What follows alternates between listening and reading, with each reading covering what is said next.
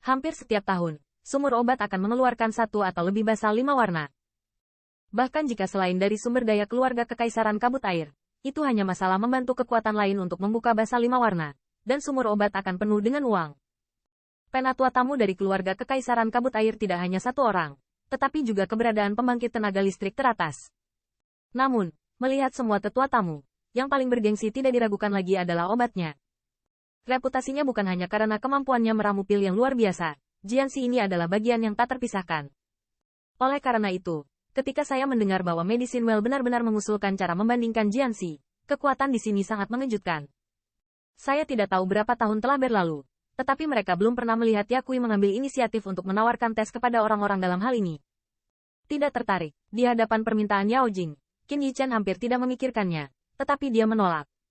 Mengenai sikapnya, banyak kekuatan yang tidak terduga. Meskipun ada beberapa desas-desus lemah tentang Jianxi Qin Yichen, tetapi tidak ada yang mengira bahwa desas-desus itu memungkinkan dia memiliki kemampuan yang sama dengan obat-obatan. Kualifikasi dibandingkan dengan jenis Jianxi Master. Sui Jinghua juga sedikit menghela nafas lega di hatinya. Tampaknya Qin Yichen masih sangat masuk akal dan tidak menarik. Ketika saya melihat Qin Yichen, yang masih bermulut besi, saya langsung berubah menjadi telur lunak.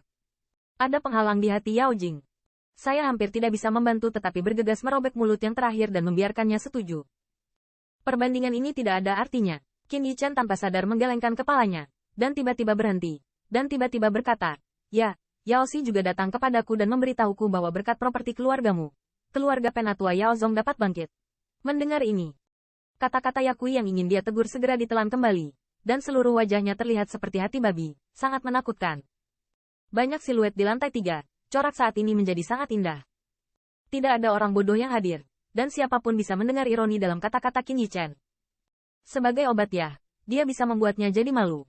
Ada beberapa orang di seluruh keluarga kekaisaran dari kabut air. Apalagi, diejek di tempat umum bahkan baru pertama kali. Junior, kamu benar-benar memenangkan pusat pengobatan dengan cara yang tidak enak dilihat. Kalau tidak, Anda bahkan tidak punya nyali. Di tengah jalan, sumur obat mendengus dan berteriak dengan dingin. Apapun yang kamu katakan, bagaimanapun, industri itu telah diperoleh. Qin Yichen mengangkat bahu, berkata dengan acuh tak acuh. Anda, melihatnya terlihat seperti ini. Yakui tiba-tiba merasakan perasaan tumpul di hatinya, dan hampir sangat marah hingga darah menyembur keluar. Dia, yang biasanya dihormati dan dibesarkan, belum pernah bertemu orang nakal seperti itu. Dibandingkan dengan lidahnya, saya khawatir 10 dari dia sulit untuk berbicara tentang Qin Yichen. Tuan muda Qin, ayo pergi. Melihat wajah Yao Jing yang menakutkan, sudut mulut Sui Jinghua tidak bisa menahan diri untuk tidak bergerak sedikit. Dia telah mendengar tentang manfaat fasih Qin Yichen, tetapi melihat orang yang mulia ini dengan matanya sendiri, seperti pasar nakal, masih memiliki kejutan yang nyata. Namun, tidak peduli apa situasinya belum menjadi yang terburuk. Meski sempat membuat Yaoi kesal, selama tidak ada konflik langsung di antara keduanya, masih ada ruang untuk masalah ini menjadi lembut. Selain itu, Qin Yichen tidak bisa tinggal lama di kota Suiwu. Di masa depan, dia hanya perlu memperhatikan Yao Jing, yang masih akan melakukan yang terbaik untuk melayani keluarga kekaisaran Suiwu. Melihat obatnya tutup mulut, Qin Yichen juga bosan menggelengkan kepala. Kebanggaan dan ketenaran semacam ini sangat rapuh.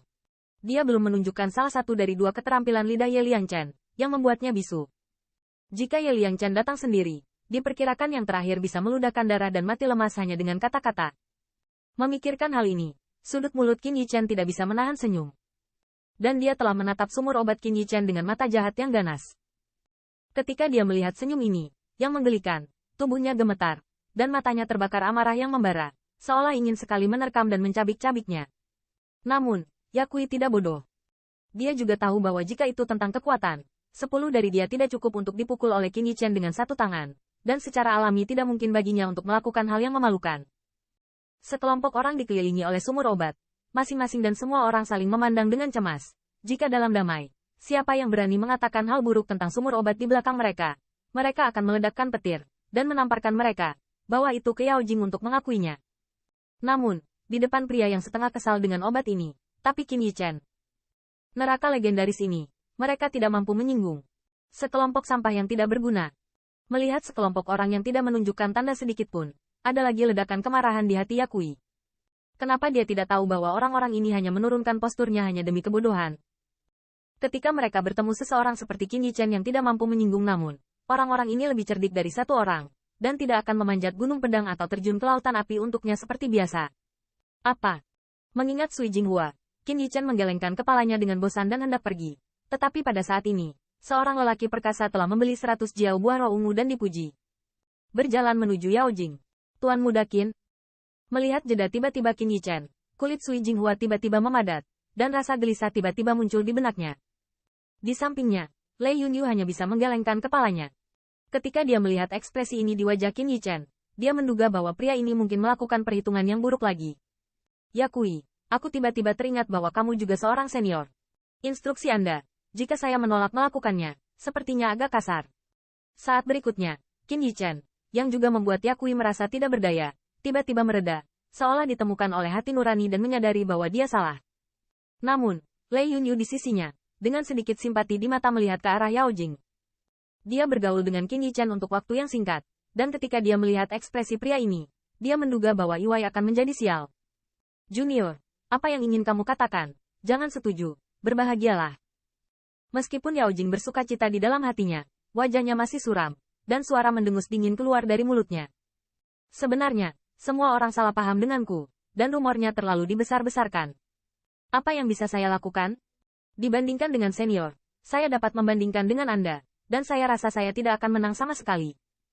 Qin Yichen menghela nafas dan berkata dengan tulus. HMPH. Melihat wajah Qin Yichen, Yaojing baru saja menyentuh dengan dingin mendengus dan setuju.